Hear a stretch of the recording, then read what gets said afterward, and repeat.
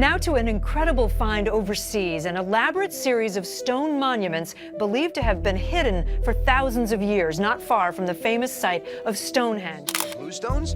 There's nothing like them anywhere remotely close to the site. The best estimate we have is that these stones come from Wales in the Preseli Mountains, which are 140 miles away. We're talking a vast distance for ancient technology.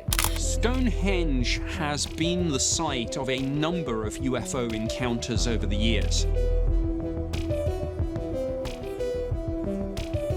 Stonehenge is one of the most enigmatic and mysterious sites in the world, dating back to over 4,000 years ago. This ancient monument has long baffled researchers and scientists for generations. But now, scientists have finally uncovered something extraordinary at Stonehenge that could solve the mystery of this site once and for all. What could this be? Join us as we delve into the astonishing details of this earth-shattering discovery and how it changes everything. Stonehenge is one of the most famous and mysterious prehistoric monuments in the world, located on Salisbury Plain, about 8 miles north of Salisbury, Wiltshire, England. It consists of a ring of large, standing stones, some of which are topped by horizontal lintels, forming a unique architectural style. The stones are not only impressive in size and appearance, but also in their arrangement and alignment. The stones are arranged in a complex pattern that reflects the movements of the sun and the moon, and possibly other astronomical phenomena. The site is oriented along a northeast-southwest axis, and the main entrance is aligned with the sunrise of the summer solstice, the longest day of the year. The site also incorporates other features, such as the heel stone, the avenue, and the station stones, that create alignments with the sunset of the winter solstice, the shortest day of the year, and the midpoints of the spring and autumn equinoxes, when day and night are equal. However, the purpose and meaning of Stonehenge have long been the subject of much speculation and debate, but no definitive answer has been found until now. Some scholars have suggested that Stonehenge was a temple, a calendar, a burial ground, a healing center, or a place of pilgrimage. Others have proposed more esoteric or mystical interpretations, such as a portal to another dimension, a landing site for aliens, or a center of ley lines and earth energies. But first, let's take a closer look at how Stonehenge was built. This is another aspect of the site that has puzzled and fascinated researchers for centuries. How did the ancient builders manage to transport, shape, and erect such massive stones without the aid of modern technology or machinery? Archaeologists believe that England's most iconic prehistoric ruin was built in several stages over a long period, spanning from the late Neolithic period, New Stone Age, to the early Bronze Age. The first stage of construction began around 3000 BCE, when a circular ditch was dug around the site and a bank of earth was pilled up inside the ditch. This created a circular enclosure, about 328 feet in diameter, with 2 entrances facing northeast and southwest. Inside the enclosure, 56 pits, known as the Aubrey holes, were dug along the inner edge of the bank. These pits may have held wooden posts or stones, and some of them contained cremated human remains, suggesting that Stonehenge was used as a cemetery from the very beginning.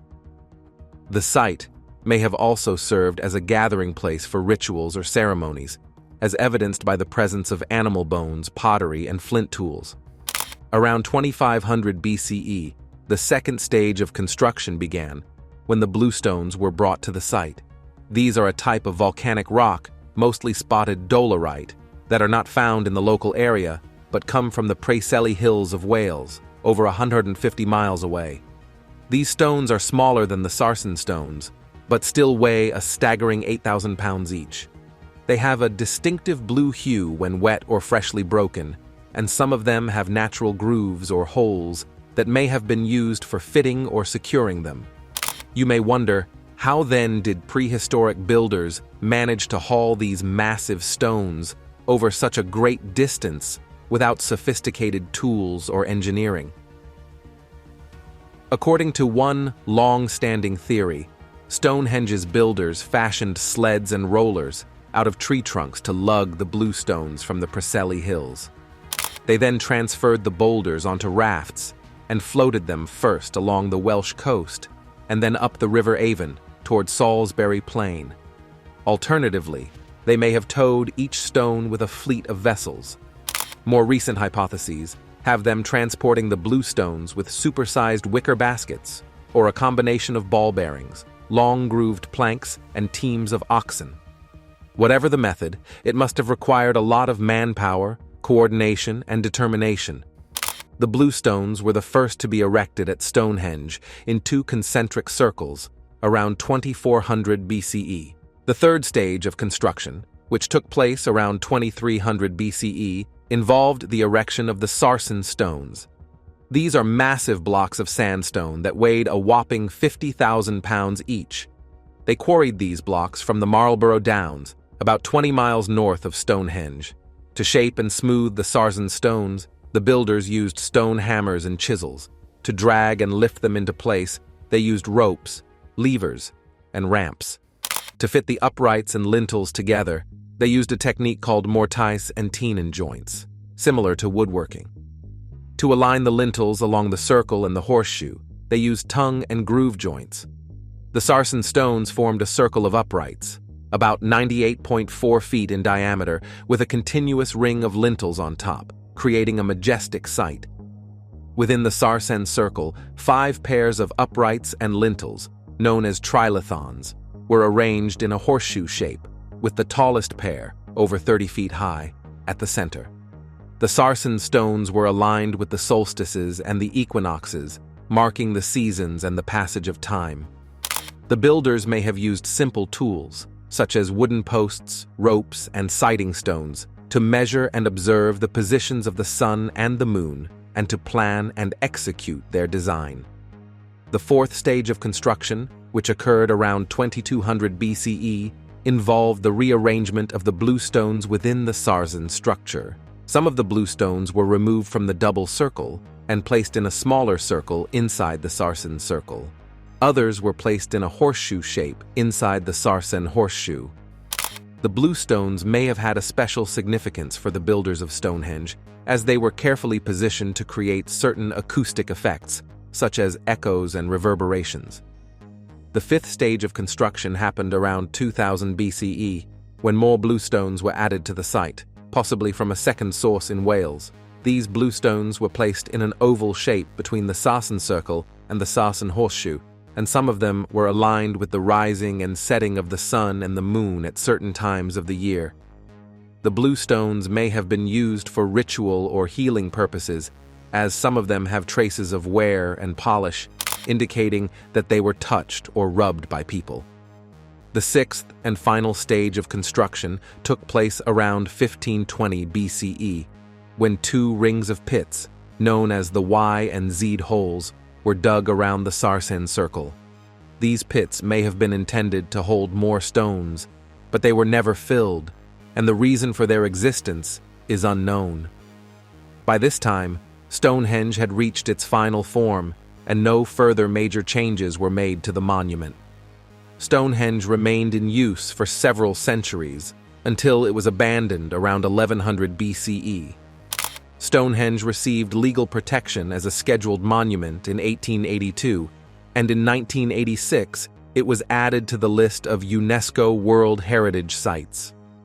Not only did that put Stonehenge on the map, but Stonehenge became the world's most famous stone circle, and stands as an icon for all that is mysterious and awe-inspiring about humanity's prehistoric past.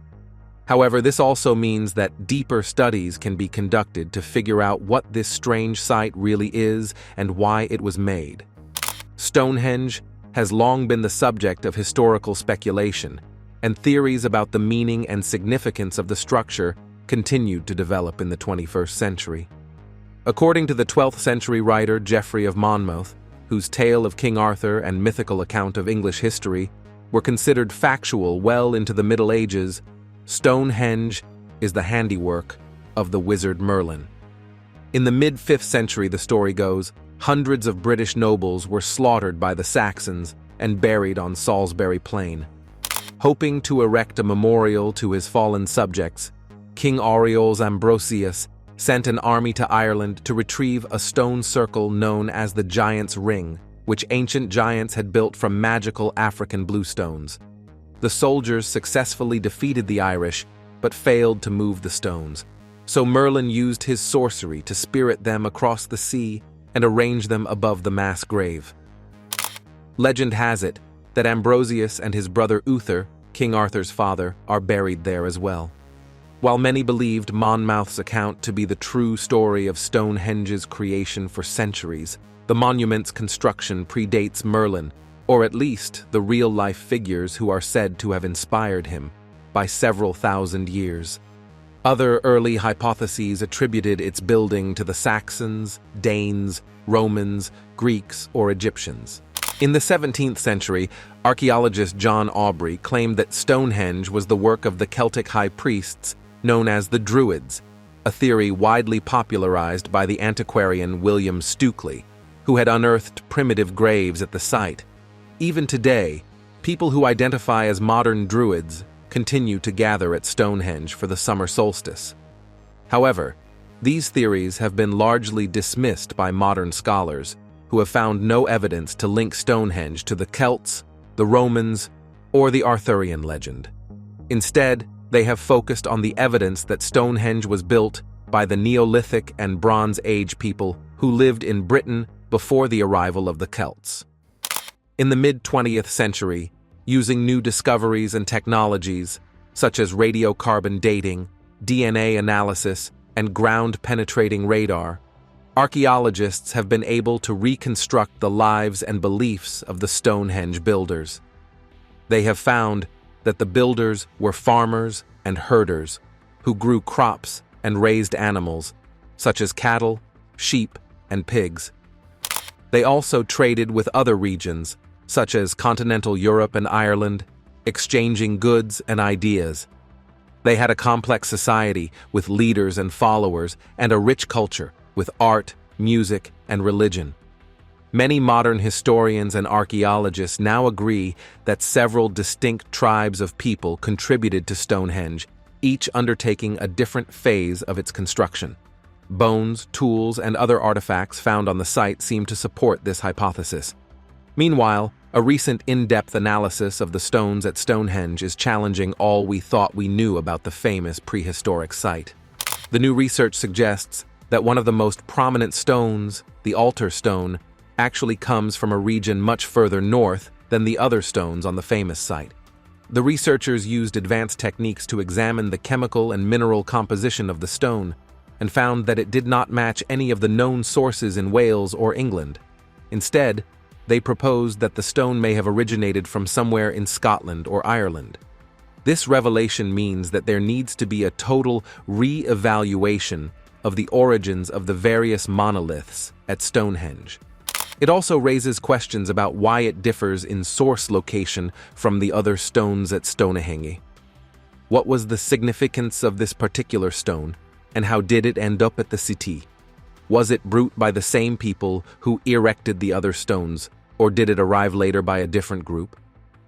This disparity in provenance challenges previously held beliefs about the geographic origins of the monument's central stones, which were that all the stones in the inner circle, including the altar stone, originated from the Preseli region in West Wales.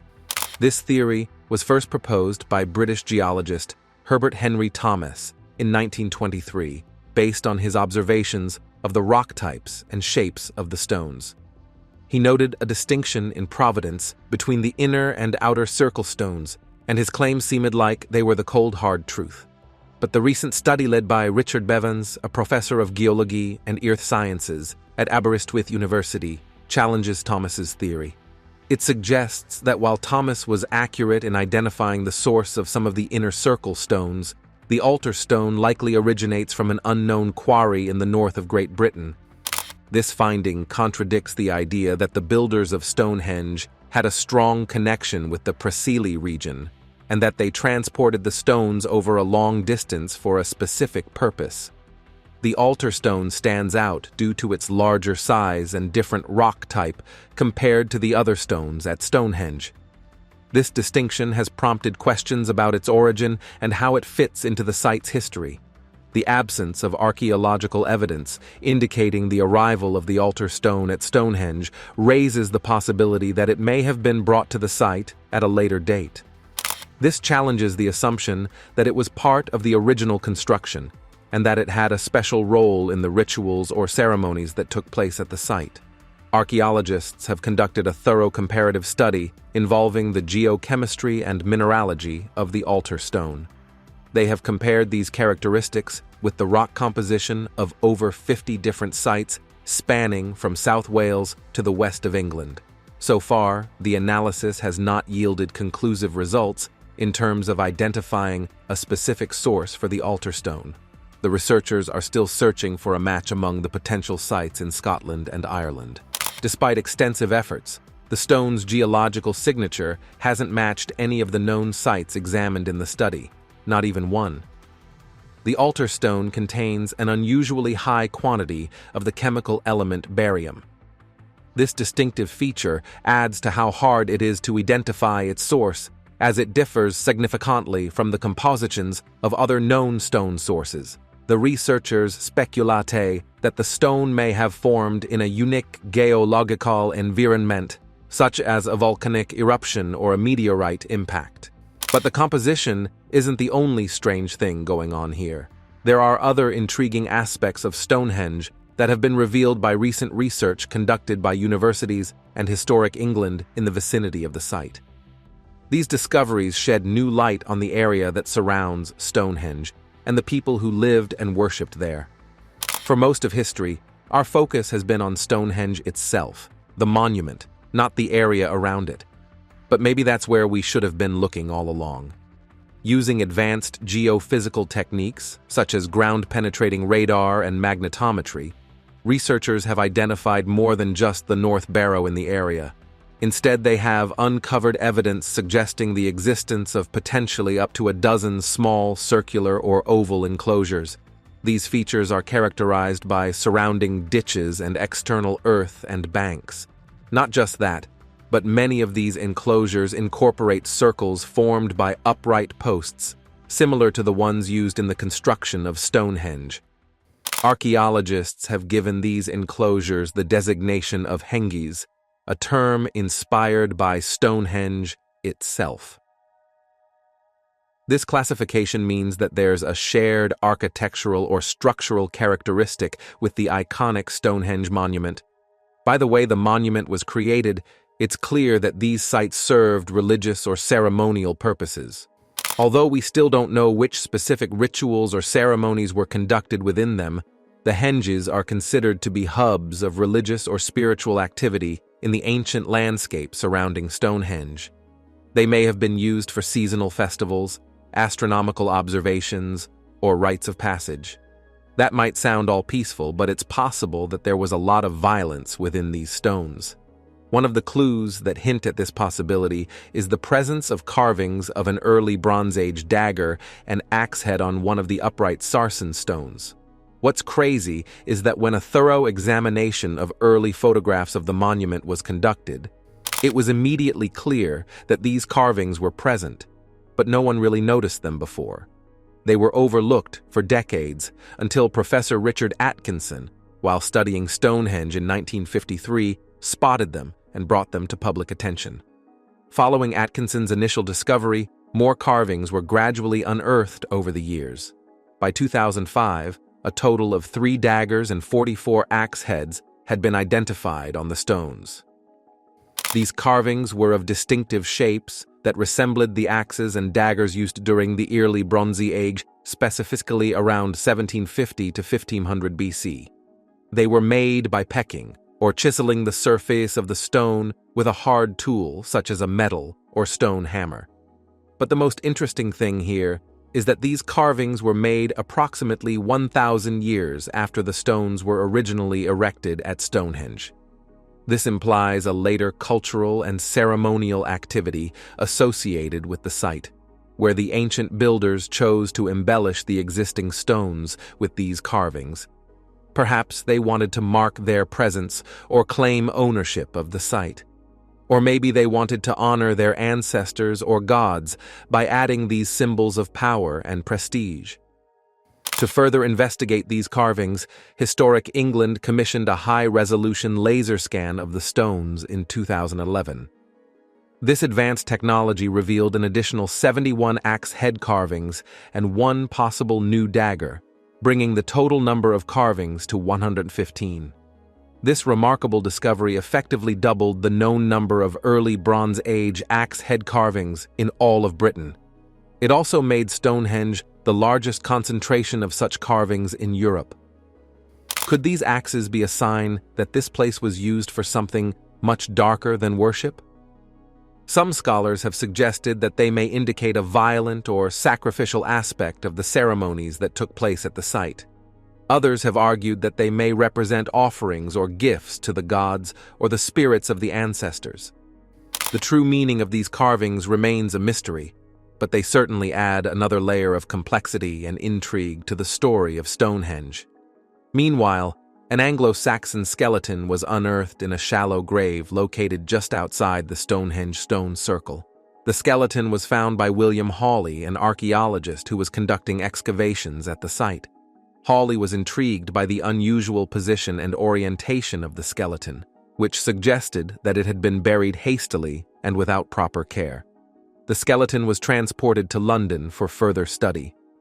Unfortunately, during the turmoil of World War II, it was believed to have been lost during the Blitz, when many buildings and artifacts were destroyed by German bombs. Thankfully, in the 1980s, archaeologist Mike Pitts rediscovered the skeleton at the Royal College of Surgeons, where it had been stored in a wooden box.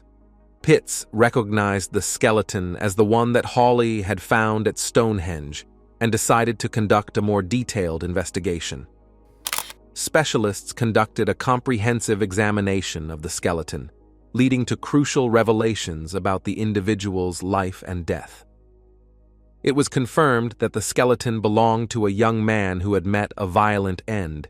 He had been decapitated with a sharp metal blade, most likely a sword, by a single right-handed blow to the back of the neck. The cut was so deep that it severed the spinal cord and the jugular vein, causing instant death. The head was then placed on top of the body, facing the opposite direction. Radiocarbon dating provided key insights into the timeline of this tragic event. The analysis indicated that the decapitation occurred between approximately AD 660 and 890, a period when Anglo-Saxon kingdoms were engaged in frequent wars and raids. The identity and motive of the killer remain unknown, but there are some possible scenarios that could explain the gruesome fate of the young man.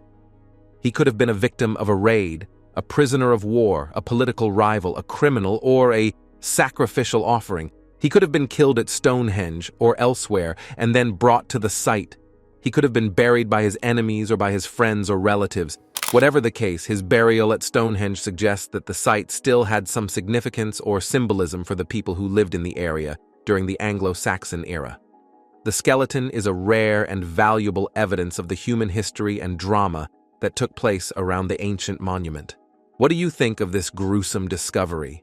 Could we have been looking at Stonehenge the wrong way this whole time? How do you feel about the possibility of violence or sacrifice at Stonehenge?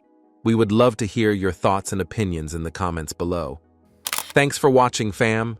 For a more thrilling video, click now on the next video that pops up on your screen.